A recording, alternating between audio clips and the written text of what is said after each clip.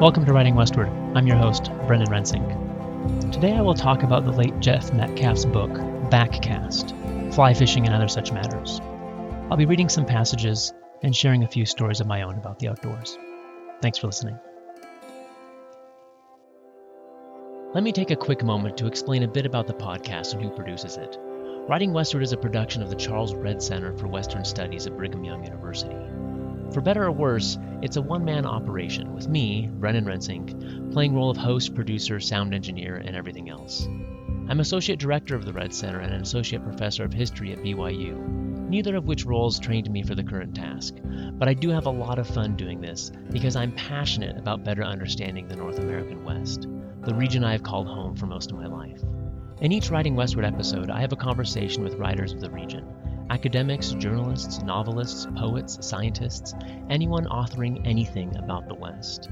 My goal is that these conversations will spark listeners' curiosity to dig in a bit more themselves and think differently about the peoples, histories, environments, ideas, and identities that make up the North American West, or that we ascribe to the region. Please leave reviews or comments on whatever platform you are listening and let me know if we're succeeding. For updates or communication, please follow Writing Westward on Facebook at Writing Westward Podcast or on Twitter at Writing West. You can find all episodes on our website, writingwestward.org, or listen and subscribe on Apple Podcasts, Stitcher, Spotify, YouTube, or most all major podcast distribution platforms, apps, and services. To learn more about the BYU Redd Center, stay tuned, and at the end of the episode, I'll offer some additional information about our projects, programming, live-streamed lectures, funding opportunities for research, and events. Find the center at reddcenter.byu.edu. That's R-E-D-D Center. For more regular updates, you can also find us on Facebook and Twitter at BYU Redd Center. Now, let me tell you a little bit about today's guest. This month's episode, unfortunately, will be somewhat different than normal. I was set to talk with Jeff Metcalf, an assistant professor of English at the University of Utah, about his recent book of essays, Backcast, Fly Fishing and Other Such Matters, published by the University of Utah Press in 2018. Metcalf was a celebrated author and playwright, and the recipient of multiple awards. And by all accounts, he had a kind and jovial heart to match his playful wit and deft way with words. When I contacted him quite a few months ago, he was happy and excited to talk. But as we approached the agreed-to time frame to schedule an interview, he informed me he was headed in for another round of cancer treatment. He agreed to connect afterwards, and he hoped that he would recover strength quickly. The week after, however, he got in touch and apologized. He wrote, "This particular protocol I'm on has been brutal. I need everything in my arsenal to even make it out of bed every morning. And sometimes that's not enough." Jeff suggested an alternate author, Max Werner, whose 2009 book Black River Dreams he felt would touch on many similar topics as his Backcast. I told him I would be happy to do so. I also expressed that I'd be happy to wait, even for months on end if needed, if he wanted to speak sometime later in the year, or we could simply move on. I didn't hear back. A week or two later, KBR's great Radio West program posted an old rerun episode with Jeff about his book, Requiem for Living, as a memoriam. It was as I feared. Jeff had passed on. I have wrestled with what to do over the past month or so about this planned podcast, but I've settled on the present plan. I'd like to introduce you to Metcalf and then read some passages from Backcast that really touched me. For as you will see, this collection of essays is much more than fish tales. The subtitled Fly Fishing may provide the narrative framework, but the subtitled Other Such Matters that Metcalf weaves through his fish tales are really what sticks with you. Metcalf was a lover of Western waters, and the intimacy of his relationship to Western waters, fish, and landscapes will resonate with anyone who lives in the region or who has recreated here in our mountains and deserts. So I'd like to share a few of the questions that I'd planned to ask Jeff, then read some passages from Backcast as answers of sorts, and if you'll indulge me, share a few experiences of my own in the outdoors that Jeff's writings immediately and vividly brought to my memory. First, and now more poignant than I had anticipated, I'd planned to welcome Jeff to the podcast by congratulating him on writing a book, the first book for this podcast, that made me cry within the first 5 minutes of picking it up. His first essay, entitled Bone Deep, talks about his struggle with prostate cancer and a counseling therapy retreat program that he volunteered for. This was a program that paired male cancer survivors with fly fishing guides. Upon arrival, he realized that they had accidentally booked him as a participant. Although he was a cancer survivor, he thought that he was coming to be one of the fly fishing hosts. Although initially dismayed because he was there to provide service, not to receive, the 3-day retreat impacted him profoundly. He writes the following in the closing of Bone Deep. The fly fishing was brilliant. During the 3-day retreat, all 17 men caught fish. And in those sweet moments, the length of time between the cast and the rise of a plump trout to the fly, we were all free of our cancer. I entered into that weekend with the belief that I would be a buddy to men who had cancer and had never fly fished before. Had that been the case, I would have left the retreat with a feeling that I had given something of myself to men who were in need. Instead, it was I who was the recipient of their generosity and brotherhood. It was I who was in the great need. 6 of the men I fished with that fall have passed away since I began writing this collection of essays. 3 or 4 others have had their cancers return, including myself. Whenever I am on the river, I carry these men with me. And when I catch a plump trout, I name it for one of my brothers and release it back into the wild, where it disappears into the sacred and holy. For Jeff, it was fly fishing. For me, it has been hiking and trail running in the mountains that provides these intimate experiences with nature, where our interactions with the outdoors, be it wild or managed nature, does something to us. When alone, it connects us to something, perhaps as he wrote, sacred and holy. I don't personally know if Jeff was a religious man, but spiritual awakenings and epiphanies hide under the surface of a lot of his stories. I am, and for me, outside places have often provided some of the most profound connections I've had with the divine. However, as he shared in this story, when we are with others outdoors, not alone, that experience can be equally powerful, be it fly fishing or trail running or some other outdoor activity. There's something in the action and place that can stitch participants' hearts together in shared experiences, ineffable, but no less real and clear. So it was with Jeff and the Cancer Survivor Retreat. I hope those from that group still with us might name a trout or 2 in Jeff's honor. I was curious to ask Jeff about how he views Western landscapes as a fly fisher. In an essay, A Near Perfect Day, he observed the following.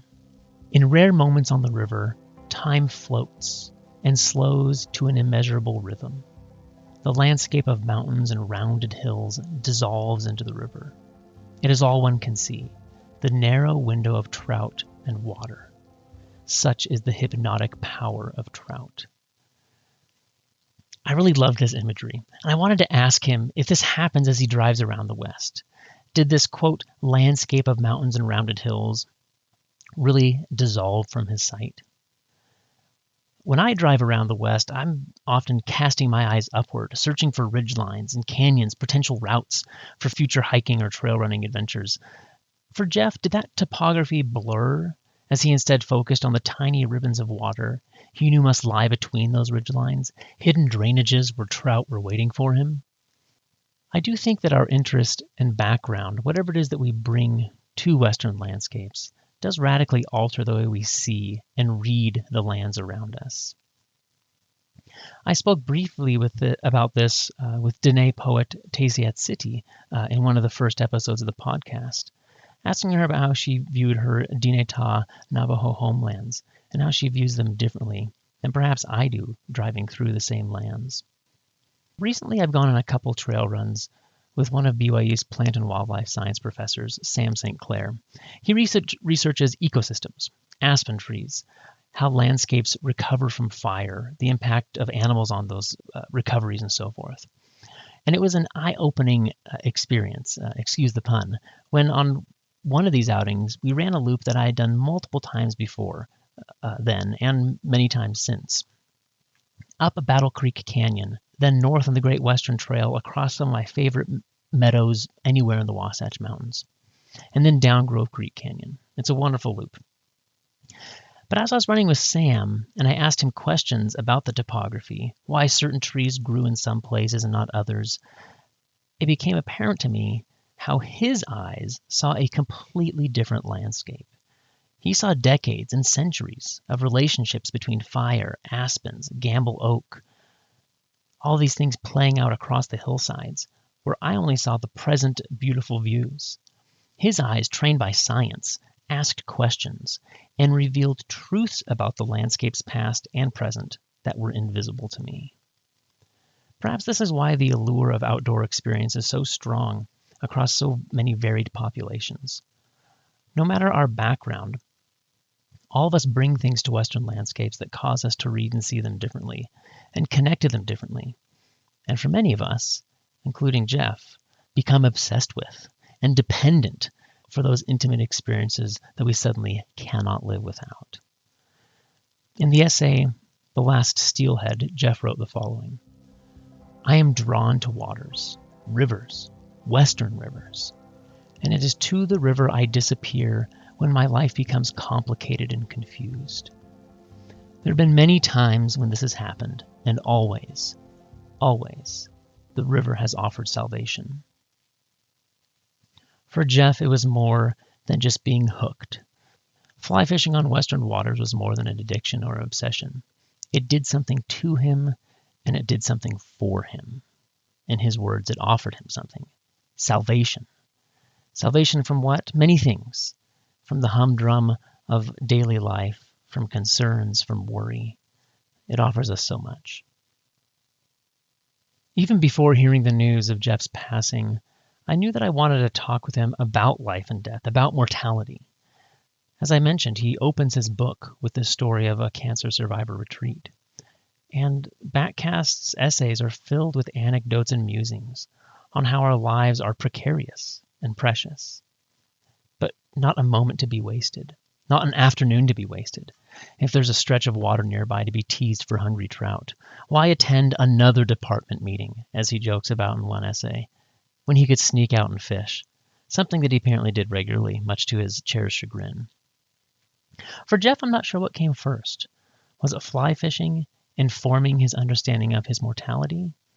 Or was it Jeff's bouts with cancer, informing his experiences with fly fishing?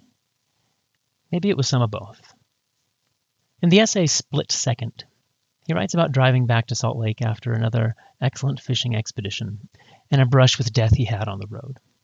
He writes, "We pulled out of Shoshone, headed south on a 2-lane highway, when 2 large deer bounded across the road directly in front of us. They came so close and fast, fully stretched out in such blinding speed that I had only a fraction of a second to make a wheel correction to avoid hitting them. It was instinctual, without thought, and I split the space between the deer, avoiding what we later realized would have been a horrendous accident. The highway beveled down a steep incline, and we most certainly would have plummeted end over end in my Subaru Forester, or worse still, run head-on into oncoming traffic, a bloody mix of deer and metal. When my head cleared and I settled down, I thought of it, of the capriciousness of life, of how one thing might lead to the next, or not, of how all things hang precariously on reflex and circumstance. I thought of how a second sooner or later might have altered our lives and the promise of life forever. It framed for me a sense of happenstance and chance. There are no guarantees in any of this, and what we believe we have in front of us cannot be played out with any certainty. Life was reduced to the simplest equation, and I could live with this. Whatever time I would be granted, I would enjoy as I always had, in the company of family and friends, all of whom offered me love and light and laughter in the embrace of life. For Jeff, it seemed, it was insufficient to simply live life. I like how he terms it the embrace of life. Perhaps fully embracing life means embracing and accepting the risks that allow us to live fully. In the aforementioned essay, In Your Perfect Day, he relates a trip down south to the Price River, where the fishing was unbelievably good. But during the course of the day, he fell, and he cracked his head open, stumbled around bloody and alone for probably longer than was safe, and in the end was diagnosed with a concussion. In retrospect, he mused on how he embraced life, its thrills and risks. He wrote, "One might suspect a calamity like this would not be wasted on me. Perhaps instead of listening to the voice that encourages me to try the improbable, wade in risky waters, fish beyond my ability, and place myself in the path of danger, I could consider the experience on the Price River as a prophecy of things to come if I did not mend my ways." But how can one fly fish partially, be of two worlds, the world of caution and the world of the wild? It is not possible for me. I must meet the water on my own terms. I'm not entirely sure what to make of this, but I do like this phrase of being in the world of caution and the world of the wild. And any of us who venture out into the outdoors have to balance this somehow. In recent years, I've had a couple acquaintances die while doing some of the same trail running and mountain exploits that bring me a lot of joy. And that's caused me to pause. I do enjoy pushing myself, but I'm somewhat risk-averse, unwilling to scramble a ridgeline where a single slip or accident would mean certain death. A broken leg, an arduous hobble and crawl back to a trailhead, maybe I can handle that. But certain death, no. A few years back, when I was first getting into trail running, I had to drive down to Arizona for a conference. We have family down there, so I do this drive quite often, but this was a rare occurrence of driving it solo. So I decided to take the opportunity to put in a run somewhere along the way, somewhere in that canyon country that I often drove by, wondering what there was to find beyond that strip of asphalt on Highway 89 or elsewhere. I settled on an obscure canyon off the 89A that apparently led all the way down to the Colorado River. It was called Soap Creek Canyon. I left at 3:30 a.m.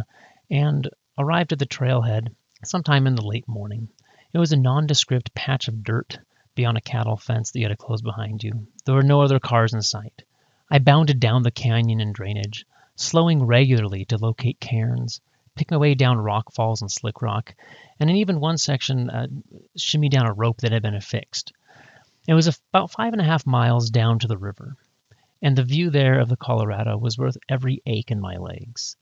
The deep green blue of the Colorado River was set dramatically against the canyon's bold yellows and oranges and stark whites. I sat there for a while, took my shoes off, cooled my feet in the water, ate a granola bar or something. I can't quite recall. On the way down, I had crossed paths with two backpackers who were on their way up the canyon, but otherwise I hadn't seen a soul. And after I relaced my shoes and started running back the first mile back up Soap Creek Canyon's bottom wash, a few things hit me. First, I was very, very alone. I had about 5 miles and about 2,500 feet of vertical climbing between me and my car. It was not runnable terrain, and it featured a fair amount of rock scrambling. Nothing too dangerous, but not a walk in the park. The second thing that hit me was a loud pop. I violently rolled one of my ankles. This put the miles and climbing ahead in a very different light. It seemed much more ominous. Then I rolled it again. I was scared. Next, both of my calf muscles violently cramped and seized. I was very new to running at this point, and 11 miles for me was a long adventure. Also, no one had taught me about electrolytes. I later realized that my muscles were probably just in desperate need of salt, all that salt that I'd been sweating out in the gallons throughout the morning. If it had been a 5-mile walk with some cramped calf muscles, I wouldn't have been worried. But as I mentioned, I had a lot of rock scrambling ahead. And every time I placed my foot on a foothold to lift my body up the rock face, the twitch of those calf muscles threatened to fully seize and potentially send me falling to even greater injury. In the end, I made it back to my car. But it was really the first time that I felt in true danger while out on the trail. I probably could have dragged myself to the car if things had gotten worse, but would it have turned into one of those multi-day hellacious tales that gets turned into a Discovery Channel I shouldn't be alive episode? I'm not sure. In other words, I still haven't quite settled on this. How to live a life that is in the world of caution and in the world of the wild, as Jeff put it. One way or another, the wild continues to pull me towards the edge of that balance. But I should note for my parents and my wife that I stay mostly on the safe side of that balance. I wonder what it is about some of these landscapes and environments, vistas, plants, or wildlife, that we find in innumerable diversity around the American West that seems to connect with so many of us so profoundly. I'm from Northwest Washington, and my wife is from Desert, Arizona, and we often joke how our hometowns really couldn't have been more different. But in their deserts and mountains and forests that surround these towns, we've often commented on the beauty we find. They're different kinds of beautiful, she often says. But whether in the North Cascades or the Sonoran Desert, the Wasatch Mountains, or the Red Rock Deserts of my current home here in Utah, we don't have to look very far in the American West to find a landscape that is not only beautiful, but inspiring in ways that seems to somehow touch us deeply. And despite the enormity of many of these Western vistas that often seem to overwhelm us as we struggle to awkwardly frame landscape photos on our iPhones, pivoting around to try to catch it all in a single frame. So also many of the fly fishing experience that Jeff shares in Backcast, and some of the most memorable ones, were not in the enormity of the Western landscape, but in very small moments, singular moments that may have certainly unfolded in a breathtaking setting, but for which that background melted away in the intensity of a more narrowly focused experience. Let me share an experience of my own, and then I'll read one of Jeff's essays actually in its entirety, as kind of paired examples of this dynamic, of the power of the small, singular, intimate experience that we find when we place ourselves in specific Western spaces, mountains for me, or on the waters for Jeff, and how the smallness of the moment and the largeness of the landscape work together to really stick with us. It was a few years ago, on a hot June afternoon, I threw on my running gear and drove up American Fork Canyon to run the Timpanogos Trail approach to the Mount Timpanogos Summit. It's one of the most popular hiking trails in Utah, but this was pretty early in the season, and it was late in the afternoon that day, so there weren't a lot of people out.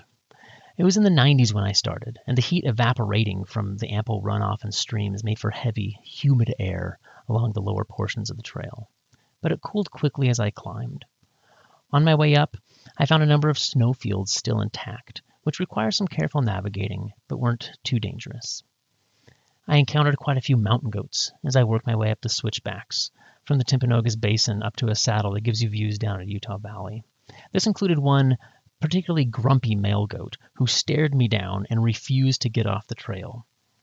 One of his two horns was either broken or bent, but it was pointing downwards, and there was fresh blood dripping down his face from the base of the horn, potentially from having butted heads with another goat, I'm not sure, but I gave him wide berth and scrambled off trail in the scree to try to get around him. When I reached the summit of Mount Timpanogos, which stands at 11,752 feet, I was alone. I had it to myself. I took a few pictures and caught my breath, and it was then that I realized that the last people I had seen were a couple miles down below the Timpanogos Basin and already heading downhill. This meant that I was truly alone on the summit. Later in the summer, night hikers are numerous, but I suspected that this early in June, there was likely no one behind me making their way up in what would be the dark. It was an exhilarating and humbling moment to stand there, overlooking the populated valley that I call home to the west, but alone, on a massive mountain, with 7 miles and over 4,000 feet of vertical elevation, and a forested mountain filled with often ill-tempered moose and potentially bears or mountain lions, lying between me and my car. The sun was setting, and the solitude of that moment on the summit paralyzed me. I was simultaneously entranced with the beauty, with the thrill of having the mountain to myself, but also terrified. I had a headlamp with me. I had come prepared because I knew it might get dark before I got to the car. But as I quickly bounded down the mountain to get as much trail behind me before I was plunged into darkness, I started to feel a little scared and anxious. And then came the small, singular moment that I wanted to mention. Partway down the summit ridge, there's a notch in the rock of a certain part of the trail that the trail squeezes through at the top of a section that some people call the corkscrew. It's a notch maybe about 5 feet high. And as I approached it, the setting sun was blazing through, blinding light. I had to shield my eyes, and it stopped me in my tracks. But for a moment, a split second, the anxiety of getting down the mountain while I still had daylight dissolved. And I was overcome with a feeling of peace and stillness that I cannot quite describe. It may be the most intense connection I have ever felt with the divine, even though it lasted for but a moment and conveyed nothing more to me than that I was seen and that this ineffable beauty of the moment was just for me. I've never forgotten the feeling. I paused, I wiped some tears from my eyes, maybe from the blinding sun, maybe from the emotion, I'm not sure, and then took off to get back to my car as quickly as I could. It was the shortest of moments, but it's been emblazoned on my soul. These momentary glimpses of my minute place within something so much grander than myself are what keep pulling me back to the trails, even through the sweat and panting, cursing of sore legs, and rejoicing. I'd like to read Jeff's essay, Death Song, in its entirety to illustrate a similar, small and singular moment that seemed to reveal something much grander to Jeff. For the last several years, I have had the luxury of spending a couple weeks in June at a friend's ranch in Stanley, Idaho. During the first week, my entire family joins me and we eat, drink, play horseshoes, catch up on each other's lives, visit with old friends, hang out at Redfish Lake, and bathe in the exquisite light of the Sawtooth Mountains. And we always fly fish together, casting floating hot dogs, hatchery fish that are stocked in many of the dredge ponds up Yankee Fork. It is easy fishing, and although it is not necessarily my preference in fly fishing, it is a treat to watch my son and my son-in-law ironing out the kinks in their casting and land fish. With each fish landed and released, a sort of calm takes over them, and they seem at home. The ponds are gorgeous, deep blue-green, in part, I suspect, from the irreparable damage of relentless dredge mining during the gold mining boom of the mid-1800s. At the top of Yankee Fork, a mammoth gold mining dredge is landlocked and remains as a historic reminder of what we've done to the landscape. It is a dinosaur that clawed its ways up the canyon and spit out giant boulders for a 5-mile stretch, leaving the land scarred and sterile. It is a hideous aide-memoire to our recklessness, disregard of the natural world. It is a body scar that offers us a glimpse of the past and serves as a warning to the future. When my family leaves Stanley, I am left alone for a week to work on my writing. The first day, the silence and absence of my family is deafening. I get up at first light and I try to sort things, to make sense of my life in the way I feel most honest. I write. I can't shake it, and the process speaks to me, calls me out and makes me examine myself in a way that I can't do in the other world. I'm carrying some heavy weight these days.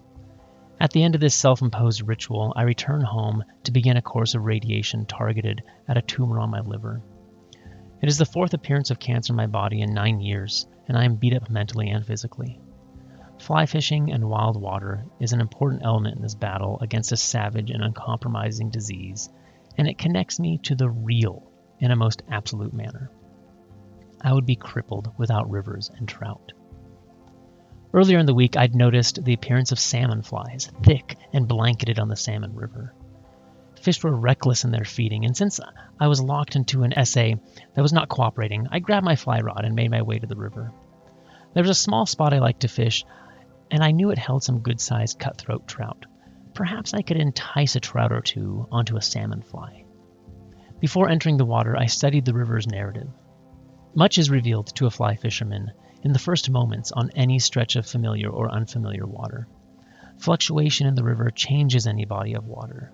That which might have been familiar a year before can be completely transformed a year later. Taking time to regard the water properly, looking for tongues and ripples, rings and slurps, makes one part of the aesthetic. Water is where I needed to be. It might have been a bit late in the day for the salmon fly hatch, but it didn't matter. Perhaps the trout had gorged themselves earlier and were off the fly. I tied on a salmon fly with a zebra midge as a dropper and began working upriver on the run I'd selected. I was meticulous about the presentation of the fly and paid close attention to the slightest drag in the fly. When it began to lose buoyancy, I withdrew it from the water and dusted it with silicone floatant. Rather haphazardly, trying to get the tapered leader and butt ends of the sections of the fly lined clean of the smallest guide, I made a short cast into water where no trout would ever hold.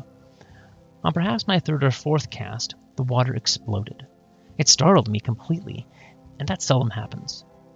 It was a fat cutthroat and cartwheeled in a giant arc trying to unbutton the zebra midge. Instinctively, it headed for deep water to use the current against the fly. I pursued the cutthroat, tightening the drag on my reel and trying to stay upriver in the water at the same time. I clearly had little control of the matter, and it pleased me to no end. When I started to get some line on my reel, and I felt the cutthroat slowing, it made one last hard run and headed for a large boulder mid-river. I had to turn the cutthroat, or I would lose him if he wrapped around the sharp, angular rock. My 6x tibbet would snap. Suddenly, the ripping stopped, but my rod was still bent to the river. I knew the fish was still on the fly, and it had managed to wrap itself around the boulder, or found some configuration that would allow it some respite from the danger of being caught. I dipped my rod down to the water, letting off tension on the fly. This technique had often worked before. The trout feeling off the hook would often bolt from grassy banks and make another run. In a certain slant of light on the water, I caught a glimpse of the cutthroat, and it was a fat and healthy-looking fish. It was clearly wrapped around the boulder, and it was equally apparent that I would not be able to dislodge the cutthroat from its refuge. I quickly snapped my tippet off, leaving the cutthroat to the moment. When I did so, the fish did not blast off into the deeps as I expected, but instead stayed anchored to the rock. Somehow, the cutthroat, in its mad effort to escape, had cinched itself tightly onto the rock.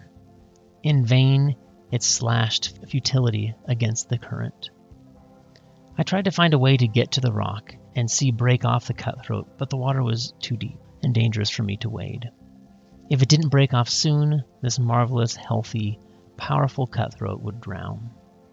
Slowly, the cutthroat began to lose strength. It was my obligation to remain in the water and see this to the end, to offer a fish song and an apology for how the day would end. I suspect it was a surprise to both of us. For some reason, I thought of 2 stanzas from a Rothko poem. The title escaped me, and I couldn't put the poem in any sort of context. I wondered perhaps if the lines had surfaced at just the moment they needed to be summoned. I spoke the words to the cutthroat. Such owly pleasures, fish come first, sweet bird. Skin's the least of me, kiss this. Is the eternal near, fondling? I hear the sounds of hands. Can the bones breathe? This grave has an ear. It's still enough for the knock of a worm. I feel more than a fish. Ghost, come closer. The river instructs and speaks to me in a tongue of gurgling water and mystery. There are parallels to my own life. I know this clearly. We are all born of water, and what happens to us is uncertain. Let it remain so. I am prepared. I never met Jeff Metcalf, but I'm happy to know that he had these small, singular moments on a beautiful river that brought him peace and joy and allowed him to feel that wherever his life was leading him, he was prepared. I myself am not much of a fly fisher.